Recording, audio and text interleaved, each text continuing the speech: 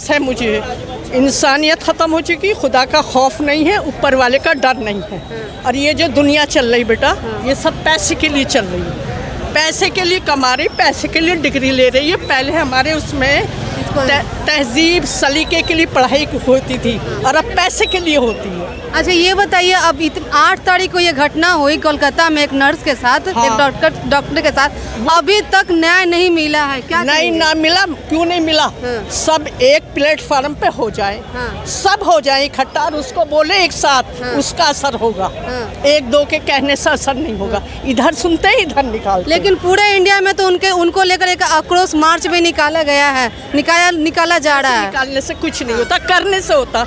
ये हर चीज़ मोल की है, सब कुछ बिकता है बाजार में। एक ज़बान फ्री की है, इसे कोई भी चला ले, कहीं भी चला ले। हाँ। अभी पैसा मिलेगा, लड्डू बटेंगे, कुछ भी, पूरी दुनिया एक प्लेटफार्म पर खड़ी हो जाएगी। और जहाँ मसला आता ना, कोई दुख तकलीफ का किसी के साथ वो हो रहा है, ना इंसाफी, और उसके पर सब निकल जाएंगे अपनी अपनी, उससे ये निकल जाए, एक नहीं रुकेगा। हाँ। तो गलत है, गलत तो गलत है, जो गलत हो सही ना कोर्ट कर सकती है। क्या चाहती है, कानून किस तरह से होना चाहिए? मेरा कहना ये है, कानून हो, यस और नो हो, यस और नो हो, नो हो, पलटना नहीं चाहिए उसे। ये कानून बनना चाहिए या फिर पब्लिक पे छोड़ देना चाहिए? इस तरह का जो कुछ नहीं करेगी, पब्लिक को पैसा भी बांटना शुरू कर दो, पूरी दुनिया की पब्लिक में इकट्ठी हो जाएगी। पब्लिक कुछ नहीं करेगी, कोर्ट करेगी, जो भी कुछ करेगी कोर्ट करेगी। और कोर्ट को होना चाहिए यस और नो में फैसला। हाँ। है, सख्ती है नहीं, हाँ। सख्ती है नहीं, कुछ सख्ती नहीं है। अगर जब मेरा दिमाग होता ना, दिल्ली की ऐसी सबसे ज्यादा बोलोगे ना हॉबी क्या है, हाँ। मेरी हॉबी सफाई। मुझे खाने को ना हो, लेकिन सफाई हो, जिस तरह भी हो, जिस गली में निकलूं सफाई में निकलूं। तो दिल्ली को ऐसा चमकाए, कहते ना मोदी बोलते हैं कि मैं इटली बना दूंगा, जापान बना दूंगी, जहाँ मैं गर्मी इसको। अब महिलाएं यहाँ सुरक्षित ही नहीं है ना, हाँ। सुरक्षित नहीं है। क्या कहना चाहती है? नहीं है। महिलाओं के साथ जो अत्याचार, मैं महिलाओं के साथ हूँ और मैं भी महिला हूँ, लेकिन मैं कैसे कानून की मैं तो कानून की यस और नो कानून की मांग करती, इसके अलावा करती नहीं है। क्यों ढीला होता है कानून? है, अभी एमसीडी की गाड़ी आ गई, सड़क रोड साफ हो जाएंगे, 1 घंटे के बाद पब्लिक ने भी ज्यादा ही खून पी रखा, फिर रोड पर आ जाएंगे, फिर रोड पर आ जाएंगे। कानून भी क्या करेगा? पब्लिक भी ठीक नहीं है। क्या कुछ कहना चाहेंगे? 8 तारीख को ये घटना हुई थी कोलकाता में, अभी तक न्याय नहीं मिला है। देखिए, इस देश के अंदर यही साबित करने में 20 साल लग जाते हैं कि मैं आरोपी हूँ या बेगुनाह हूँ। सबसे बड़ी बात है कि देश के अंदर जो सिस्टम की तैयारी करी गई है, जिस तरह देश के अंदर महिला बेटियों के साथ अपराध, जिस तरह उन दरिंदों की अभी तक गिरफ्तारी ना होना, उनके ऊपर कहीं ना कहीं कोई कड़ी कार्रवाई ना होना, ये साबित करता है कि ये लोग सिस्टम को बिल्कुल ख़राब। देश की बेटियों ने आज़ादी से लेकर आज तक देश का गौरव बढ़ाया है, चाहे वो गोल्ड मेडलिस्ट की बात कर लो, विदेशों में जाकर लगातार इस देश की गौरव को बढ़ाने का काम विनेशा फोगेट ने करा। उनको उनके आंसू देख लो जब वो दिल्ली एयरपोर्ट पर उतरी। और हर 16 मिनट में इस देश में रेप हो रहा है। वो क्यों हो रहा है? क्योंकि जब इस देश के अंदर उन अपराधियों को, उन बलात्कारियों को, उन दरिंदों को माला पिनाकर स्वागत करने का काम करा जाता है, तो उनके हौसले बढ़ जाते हैं। और उन्हीं अपराधियों को जिस तरह शूट करा जाता, उन्हें फांसी दी जाती। मैडम, अगर देश में 4-5 काम हो गए ना अपराधियों के साथ ऐसे, वो भूल जाएंगे रेप करना। क्यों? क्योंकि उनकी हैवानियत जब अपने सर पे सवार होती है ना, तो उन्हें किसी चीज़ का डर नहीं होता। वो उन्हें पता है, देख लो राम रहीम आसाराम जैसे लगातार पेरोलों पे आते रहते हैं। ऐसे ससुराल बना रखी है, जब दिल करे मायके आ जाओ, जब दिल करे ससुराल चले जाओ। मैं पूछना चाहता हूँ कि ऐसे अपराधियों को आप लगातार पेरोल पे दे रहे हो, भेज रहे हो, घरों से बाहर निकाल लो, जब हरियाणा का चुनाव आता वो बाहर आ जाता है। क्या चक्कर है भैया? उस बेटी को इंसाफ मिलना चाहिए। आप भी एक महिला हो, पत्रकार हो, मैं चाहता हूँ कि आप लोग ज़्यादा से ज़्यादा उस बेटी के लिए आवाज़ उठाने का काम करो।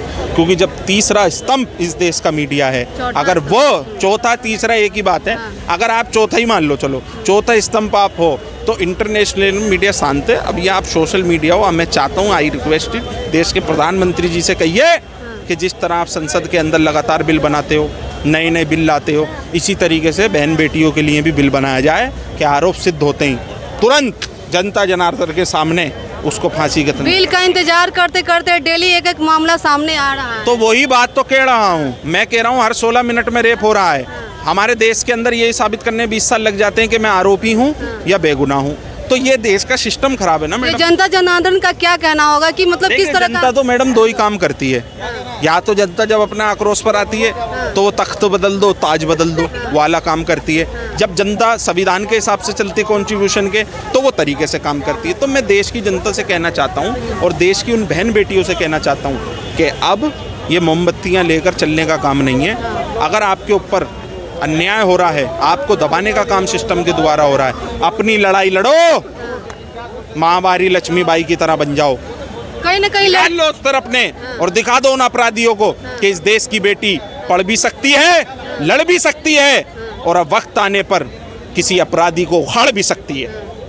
कहीं ना कहीं इस कांड की वजह से अब लड़की अपने घर से निकलने के लिए परमिशन मांगती है, कहीं पढ़ने नहीं जा मैडम सकती परमिशन देखो, जब बहन बेटियां पढ़ने निकलती हैं, मैं भी एक बहन का भाई हूँ, तो हमें कहीं ना कहीं ये सोचना पड़ता है, माँ बाप भी होते हैं कि भाई इसे कहाँ तक पढ़ाया जाए।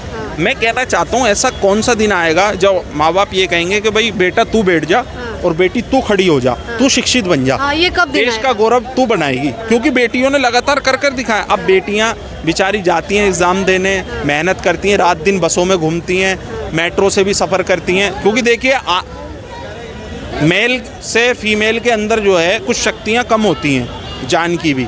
अब वो इतना अपना सर्कल में घूमती हैं, मेहनत, पेपर देती हैं, पेपर लीक हो जाता है। चलिए नीट भी पास कर लेती हैं, डॉक्टर भी बन जाती हैं, फिर बनने के बाद जब वो नौकरी करने जाती हैं तो वहाँ सिस्टम का शिकार हो जाती हैं, जिस तरीके से वो कोलकाता के अंदर वो लेडी हुई। तो मैं कहना चाहता हूँ अब हर भाई को अपनी बहन के लिए खुद एक तरीके से उनका जिम्मेदारी लेनी पड़ेगी। अगर उनके ऊपर कोई उंगली उठा के काम करता है तो उसकी उंगली तोड़ने का काम भी उसी का भाई को करना चाहिए, क्योंकि ये सिस्टम की जरूरत है या फिर ये सरकार की जरूरत है जो कानून? मैडम सिस्टम सरकार एक ही तो है, सिस्टम सरकारी तो चलाती है। मैं आपसे कहना चाहता हूँ कुछ जैसे लॉ उस कानून ऐसे तैयार हों कि महिलाओं के साथ अगर अपराध हुआ है, वो सिद्ध होता है, तो उसके ऊपर कड़े कानून बने जाएं।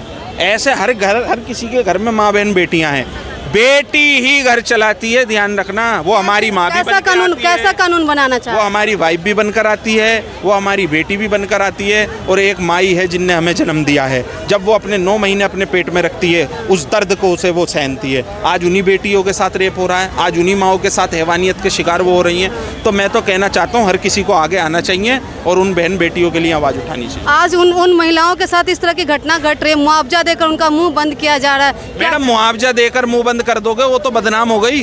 अब ये बेटी जिसके साथ दरिंदगी हुई है, ये जिस तरीके से बंगाल के अंदर, मैं तो कह रहा हूँ ममता बनर्जी को सोचना चाहिए कि तुम खुद एक लेडी हो, तुम खुद एक लेडीज चीफ मिनिस्टर हो, तुम अपने राज्य के अंदर तुमने क्यों ऐसे कानून नहीं बनाए? और माननीय प्रधानमंत्री अभी जी तो अब रोड पे अपना पैदल मार्च कर मैडम रोड पे के जोरू ना जाता ऊपर वाले से नाता। भाई जिसकी सरकार में सरकारी पैदल बैठी है, भाई मैं मानता हूँ जांचें सीबीआई और ईडी से कर रही है लगातार। जांच होने के बाद ऐसे अपराधियों को इस देश में रहने का कोई काम नहीं है, ऑन द स्पॉट उन्हें ख़त्म करने का काम किया जाए।